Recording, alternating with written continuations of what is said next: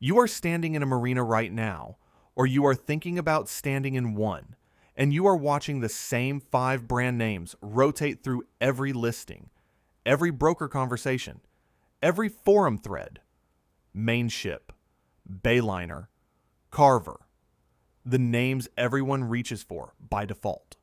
And somewhere behind those names, there are 5 builders who have been doing the actual work, the serious hull geometry, the honest fuel math, the offshore-capable engineering, in complete obscurity.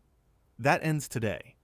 Here are 5 cheap trawler brands everyone ignores, and why every one of them is a hidden gold mine.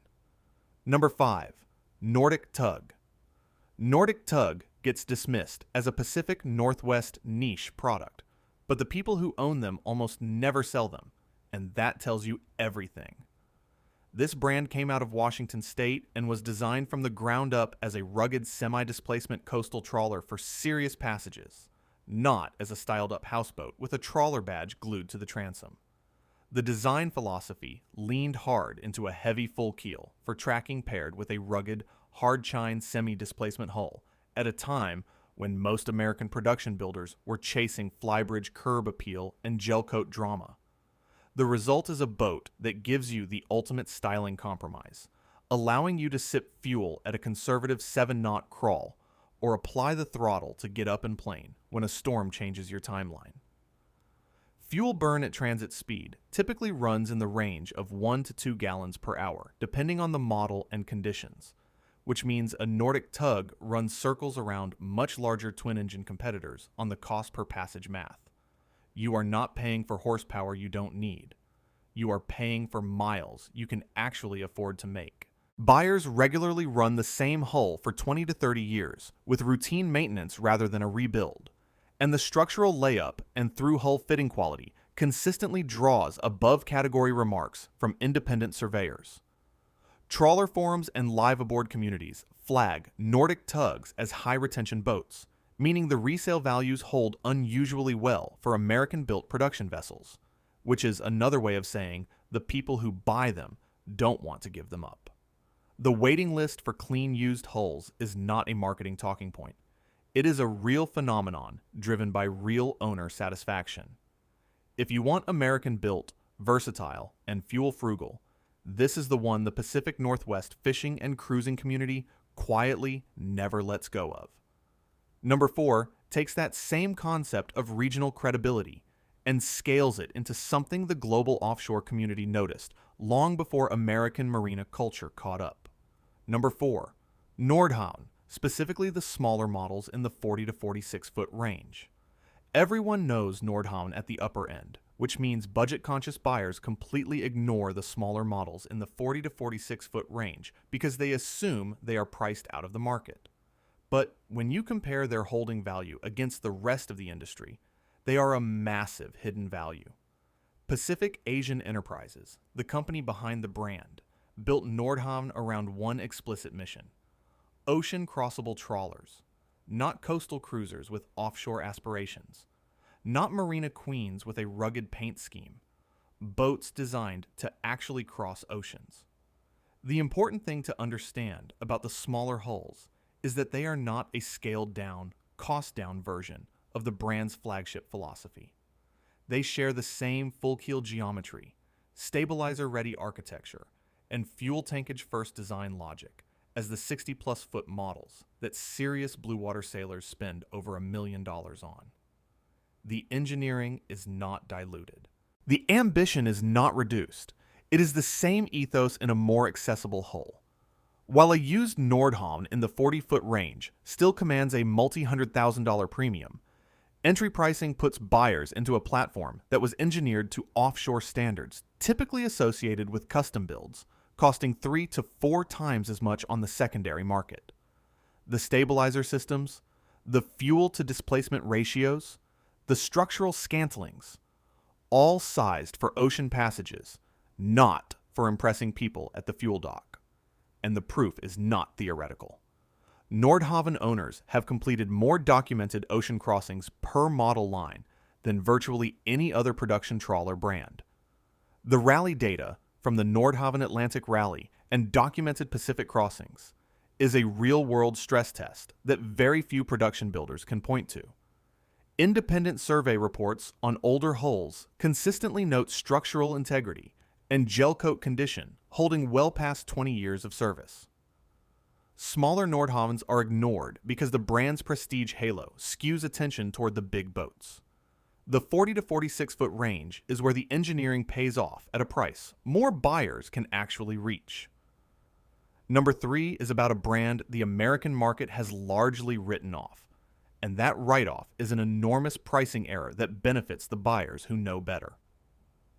Number 3, Grand Banks, specifically pre-2000 hulls. Pre-2000 Grand Banks hulls are the most underpriced serious trawlers on the used market right now, passed over because the brand's later ownership changes confused buyers into treating every era of production as identical. The original Grand Banks trawlers, built in Hong Kong and later Singapore under American Marine, were constructed during an era when hand layup, heavy fiberglass, antique throughout construction reflected a genuine philosophy about what a blue water cruiser should be. These hulls were built conservatively, sea kindly, and with the assumption that an owner would keep the boat for decades. The brand has changed hands and production approaches over the years. The outline here is not to litigate that history in detail, but the consequence is significant. The entire Grand Banks name has been discounted across the used market regardless of build era, and that is a pricing error. A pre-2000 Grand Banks 42 or 46, properly surveyed, typically offers structural integrity, a mature aftermarket parts ecosystem, and a proven offshore record at prices well below comparably maintained alternatives. The teak maintenance burden is real, and it is worth factoring honestly into total cost of ownership. Buyers who do that math correctly often still come out ahead by a meaningful margin. Marine surveyors familiar with the trawler market regularly cite pre-2000 Grand Banks hulls as structurally sound on routine inspection. The resale market for clean, well-maintained early hulls has held stable among informed buyers even as general market awareness of the brand has drifted. Here's the direct truth. The brand name confusion is a tax. The uninformed pay it by overlooking boats that deserve serious attention. A pre-2000 Grand Banks hull, surveyed, maintained, and understood for what it actually is, remains one of the most honest values on the trawler market. Before we get to numbers 2 and 1, drop a comment right now. Have you ever passed on a boat because the price seemed too low, like it could not possibly be serious? That bias is real, and it costs people real money. Tell me the brand below. Let's continue. Number 2, Kadey-Krogen.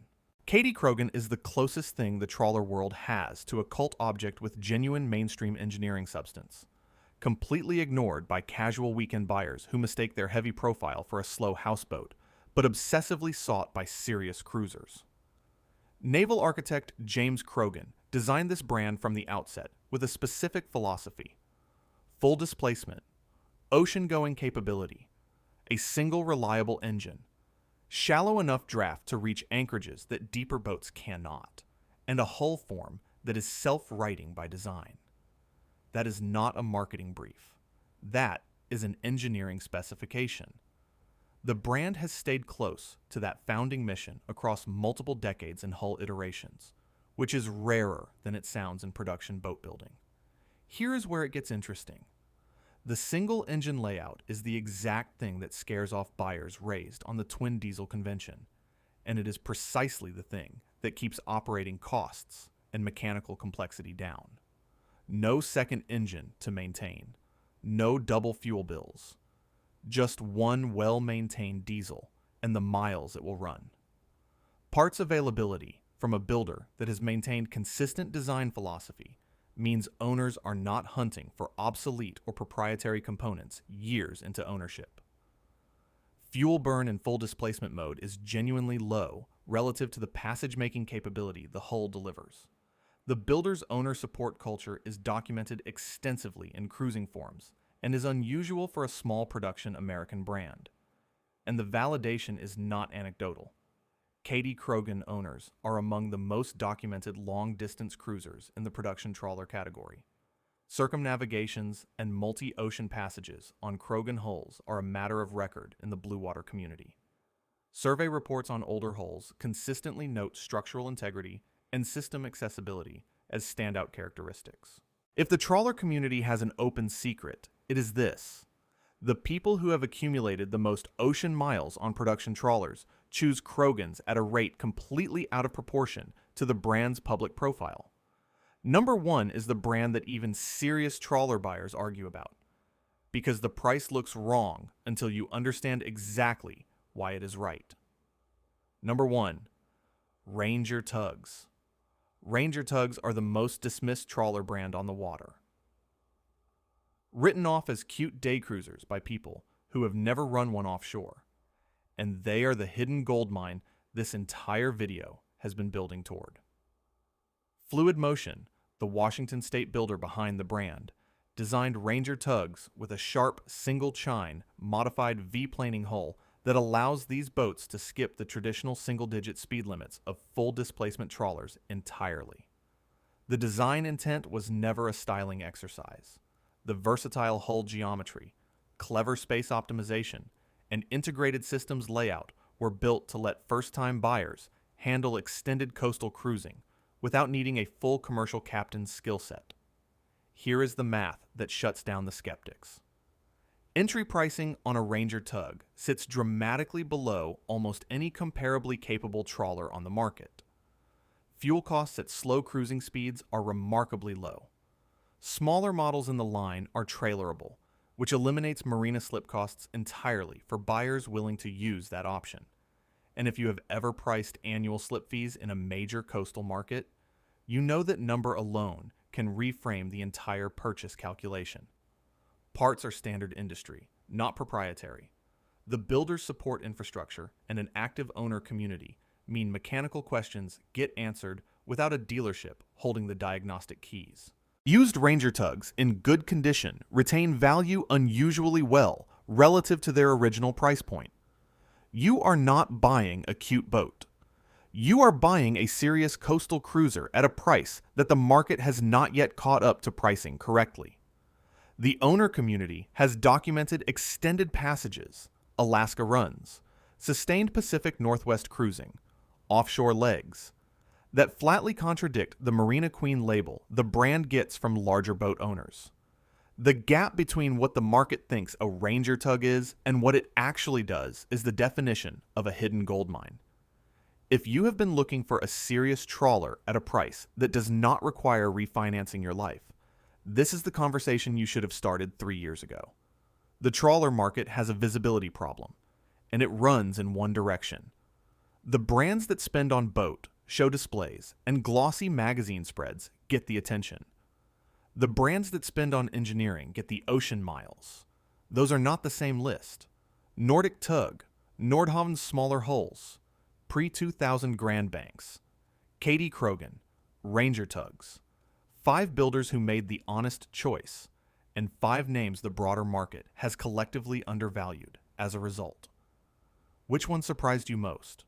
Or which one did you already know about, and you've been waiting for someone else to say out loud? Tell me in the comments if this video saved you from a bad purchase decision or pointed you toward a better one. Subscribe, because that is exactly what this channel does. Every single video, no dealer relationships, no sponsored content, no brand partnerships, just the research. If you want to see more, click the video on screen now.